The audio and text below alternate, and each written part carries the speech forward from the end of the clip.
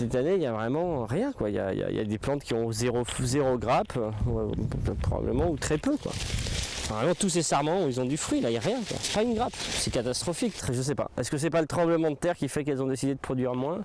Celle-ci, en tout cas. Louis-Antoine est inquiet.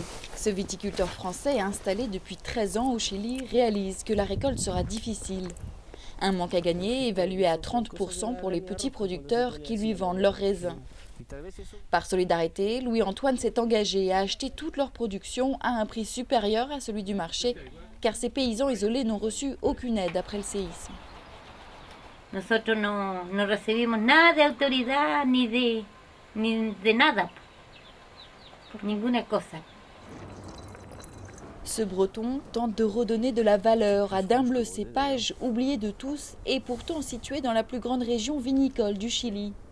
Une zone très proche de l'épicentre du séisme dévastateur de l'année dernière, dans lequel Louis-Antoine avait perdu 90% de sa production. Et les cuves avaient bougé partout, et toutes ces cuves petites, les plus petites, étaient par terre, toutes.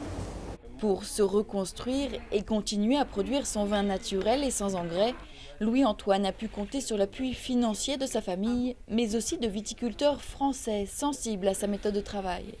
Une aide qu'il a voulu partager avec ses voisins chiliens. Quand on est aidé, quand on reçoit énormément de soutien de gens qu'on connaît et des gens qu'on ne connaît pas, on ne peut pas répondre d'une manière égoïste, quoi. On ne peut pas garder pour soi, c'est pas possible. Suite au tremblement de terre, près de 500 000 Chiliens se sont retrouvés sans abri. C'est le cas de Leonardo, le voisin de Louis-Antoine.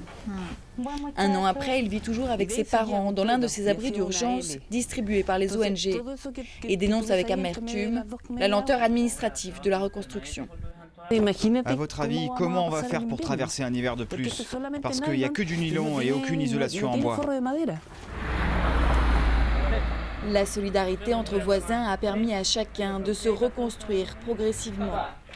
Tout le monde attend désormais les vendanges dans un mois. Et Louis-Antoine l'arrivée d'un deuxième enfant, ici dans son petit coin de France, en pleine campagne chilienne.